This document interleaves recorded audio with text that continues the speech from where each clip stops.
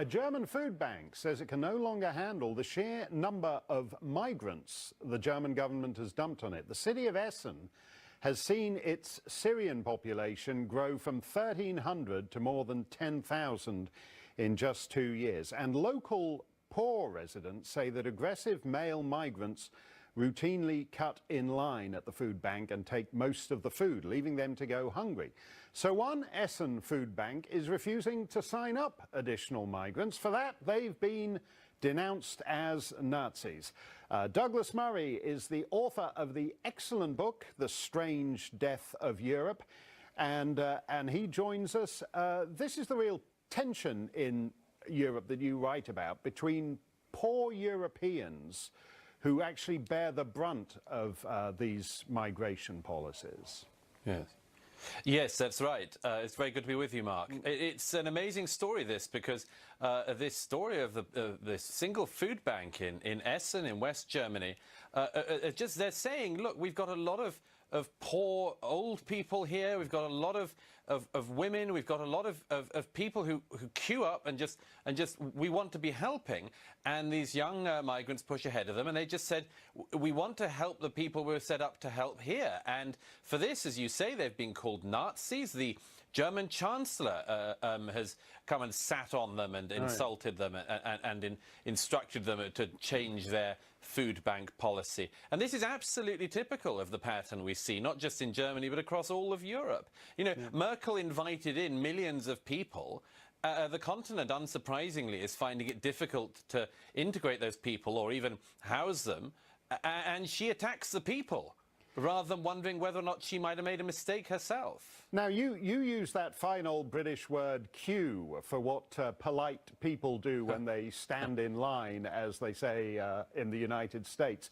I noticed when I was in Europe during the summer that all these migrants appeared, that I don't know whether it is that standing in line or queuing is a Anglo-American continental phenomenon, but on trains and just at kebab houses and all over the place, you saw routinely, the bus station, you saw routinely aggressive young men pushing women out of the way, or even just at the supermarket.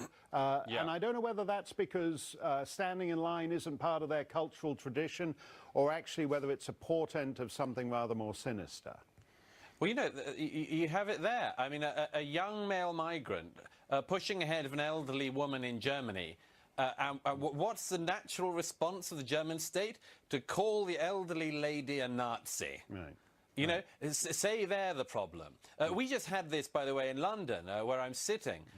Just today, a young man who came illegally to the UK 3 years ago said to the UK officials when they did find him that he had been trained by ISIS.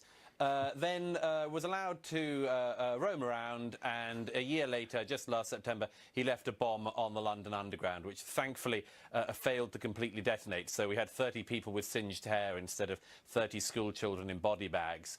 But, you know, everyone's onto the same thing. You know, what was it that failed in the specific counter-extremism policy? Or Right. so? No. If you keep letting people in, you don't know who they are, the authorities keep on inviting people in at the kind of rate they have in recent years, you haven't got a hope.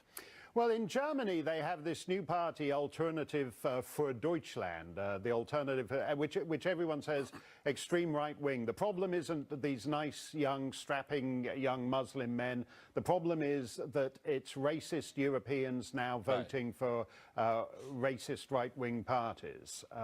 Where's that going to end up eventually?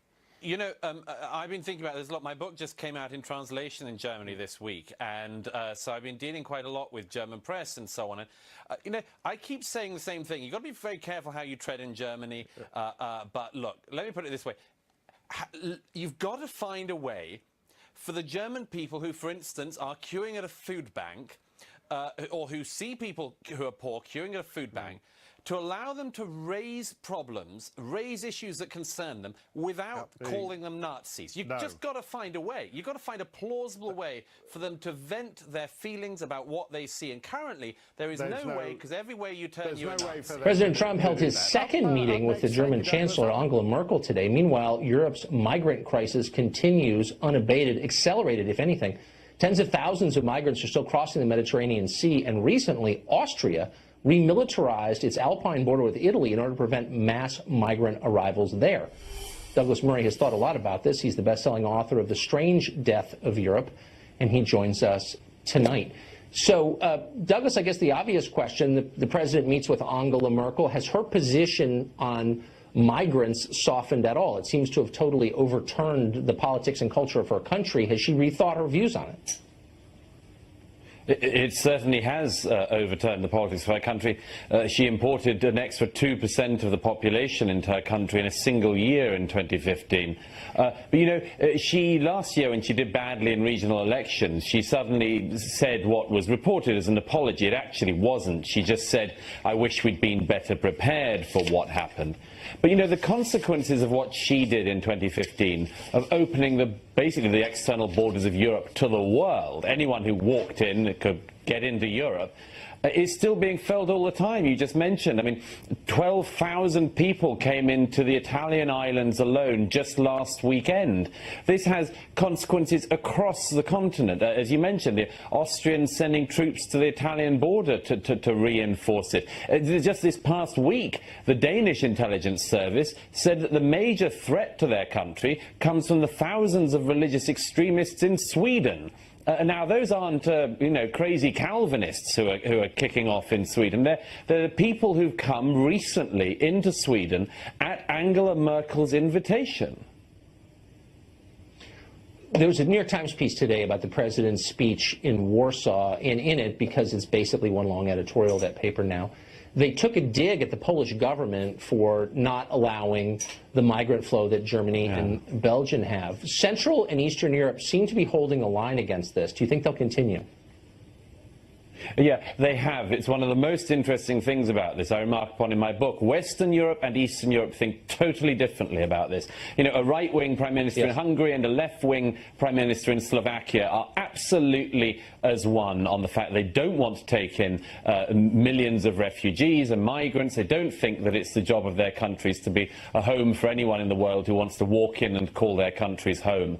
I don't think that's going to change. And by the way, that sneering of the New York Times and other papers, I mean, they should really reflect on the fact that even some of their sort of cherished figures are starting to realize this. A very interesting development this week. Bill Gates gave an interview to one of the German papers. Now, Bill Gates in 2015 said that America should take in migrants at the same rate that Germany had. But just this week, in a change of tone, Bill Gates said in an interview with a German newspaper that actually Europe obviously cannot survive with the rates of migration that it's got at the moment. And he said, you know, you've got to find a way to stop the boats landing. Now, if everyone is starting to realize this, why don't we start to think now about the ways to solve this? Because, as I say in my book, you know, there are a whole load of things we should have been doing from the beginning. And it was inevitable that people would realize this was a catastrophe, but we have been woefully slow in waking up to it. And I think that the lessons that America in particular has to learn from this are incredibly striking. Yes, and routinely and assertively ignored by our policymakers, which is why it's so nice to have you on tonight. Douglas Murray, thank you.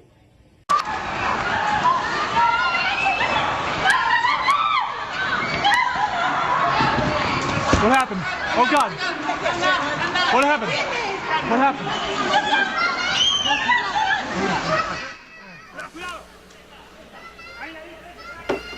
Can anything be done to stop these terror attacks? Douglas Murray is the author of The Strange Death of Europe. He joins us now. So, Douglas Murray, Spain has about 4% Muslim population. That's doubled fairly recently thanks to immigration into that country. Do you see a connection between immigration patterns and attacks like this? Yeah, I do.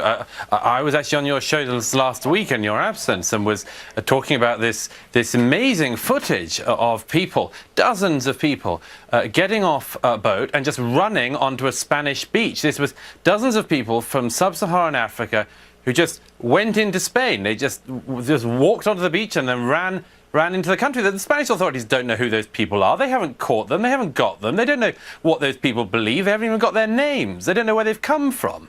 Nobody wants to make the connection between that and the tragic events which we see happening now commonly across Europe. I wonder why that is. The connection is obvious. I mean, if your population changes, your society's going to change, for good and bad, probably, but this is one of the downsides. Why can't the leaders of almost any country in Western Europe draw that obvious connection? I think it's because they have invested so much in this that they can't possibly deal with what are the obvious consequences of their own actions. You know, if I was a politician and I had had an immigration policy that meant that there were basically no borders around my country, I think I would be very, very reluctant to admit that I had any responsibility for that. And that's what these politicians are doing. Yeah. They don't have the guts, just have proper borders. And what we're seeing now, the mayhem of the immigration system in Europe, the mayhem of illegal immigration in Europe, and now the mayhem of routine terror attacks. You know, they always say, oh, well, some of these people are homegrown. Well, sure, some of them are homegrown, some of them are born here, and others have just walked in or run in to a beach one day. The Paris attackers from a couple of years ago were going in and out using the migrant routes of Greece. So, you know, it's not an either-or thing, but they've mucked up the immigration, they've mucked up the integration, and now they've got to find anything but their own actions to explain the tragedy which we're now facing on a routine basis. That's exactly right. They're paralyzed by guilt and self-hatred. I was just in Europe the other day, and it's obvious this is a problem. Douglas, thank you for this and for all you've written on it. Great pleasure to be with you. We'll continue bringing you the latest coverage on this tragic but also very